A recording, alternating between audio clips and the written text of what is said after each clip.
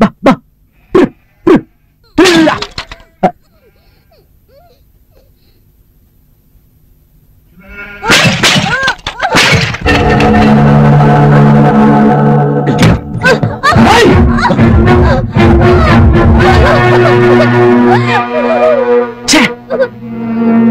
ಊರು ದೊಡ್ಡವರು ಅಂದ್ಕೊಂಡ್ರೆ ನೀವೇ ಅಂತ ಮನಸ್ಸಿನ ಕೆಲಸ ಮಾಡಿದ್ರೆ ಊರು ಉದ್ದಾರ ಆಗ್ತದ?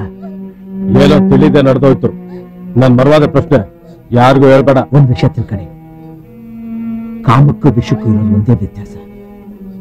ಒಂದು ದೇಹ ಅನ್ಕೊಂಡ್ರೆ ಇನ್ನೊಂದು ಮನಸತ್ವನೇ ಕೊಡುತ್ತೆ. ಇನ್ನೊಂದು ಕ್ಷಣ ನನ್ನ ಕಣ್ಣಿಂದ ನಿಂತ್ಕೋಬೇಡಿ, ಹೊರಟೋಗಿ.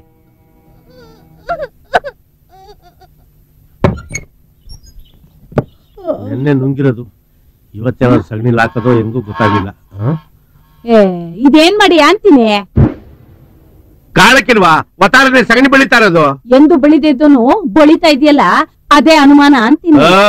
ಪ್ರಪಂಚದಲ್ಲಿ ಅನುಮಾನ ಹುಟ್ಟಿದ ದಿವ್ಸಲೇ ಅಲ್ವಾ ಹೆಂಗುಸ್ರು ಹುಟ್ಟಿದ್ದು? ಚಂಬಲಿಟ್ಟು ಕ್ಯಾಮೆರಾ ನೋಡೋಗು. ಓಹೋ ಬಂದ್ಬಿಟ್ಲಿ, ಬೆಳಗಿದ್ದಿದ್ದು ಇನ್ನೂ ಅಡಿವೆ.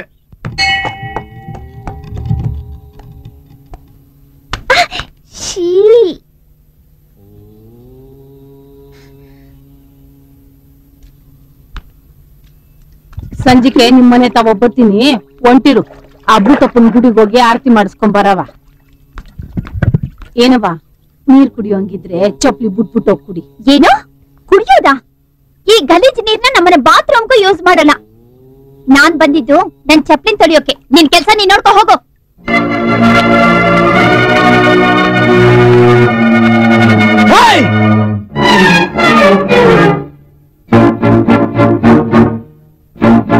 ನಮ್ಮೂರಿನ ಜನ ಚಪ್ಪಲಿ ಕಾಲಲ್ಲಿ ಕಲ್ಯಾಣಿ ಮೆಟ್ಟಿಲು ತುಳಿಯೋಕಿಲ್ಲ, ಅಂತದ್ರಲ್ಲಿ ಚಪ್ಲಿನ ತೊಳೆಯಕ್ ಬಂದಿದ್ಯಾ? ಅದು ನನ್ನಿಷ್ಟ. ಇದು ಪ್ಯಾಟ ಎಲ್ಲ ಹಳ್ಳಿ. ಇಲ್ಲಿ ನೀತಿ ಸಂಪ್ರದಾಯ ಅನ್ನೋದು ಇನ್ನೂ ಉಳಿದಿದೆ.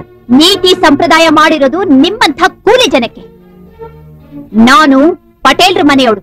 ನಾವು ಬಡವರು ಚಪ್ಲಿನ ಕಾಲಲ್ಲಿ ಮೆಟ್ಕೊಂಡು ಓಡಾಡ್ತೀವಿ, ನೀವೇ ತಲೆ ಮೇಲೆ ಇಟ್ಕೊಂಡು ಓಡಾಡ್ತೀರಾ? ಏಯ್, ನಾಲ್ಗೆ ಉದ್ದ ಮಾಡಿದ್ರೆ ಕತ್ತರಿಸ್ಬಿಡ್ತೀನಿ. ನೀರ ಕಾಲಿಟ್ರೆ ಕಾಲ್ ಕರೆದು ಬಿಡ್ತೀನಿ. ಏನ್ ನಂಜುಂಡಿ ಗಲಾಟೆ? ನೋಡಿ ಏನೋರೆ, ಕಲ್ಯಾಣಿ ಚಪ್ಪಲಿ ತೊಳೆ ಕೊಟ್ಟಿದ್ದಾಳೆ. ಏಯ್ ಭಿಕಾರಿ, ಈ ಕಲ್ಯಾಣಿನ ನಮ್ಮ ವಂಶದವ್ರು ಕಟ್ಸಿರೋದು. ನಾನು ಏನ್ ಬೇಕಾದ್ರೂ ತೊಳಿತೀನೋ ಅದನ್ನ ಕೇಳೋಕೆ ನೀನ್ ಯಾರೋ? ನಿನ್ ವಂಶಕ್ಕಷ್ಟು ಬೆಂಕಿ ಆಗ್ತು. ಈ ಕಲ್ಯಾಣಿನೇನು ನಿಮ್ ಮನೆ ಬಚ್ಚಿ ಮನೆ ತಿಳ್ಕೊಂಡಿದ್ಯಾ? ನಡಿಯ ಬಿಡು. ಹೊಡಿತಾಳಂತೆ, ಹೊಡಿತಾಳೆ.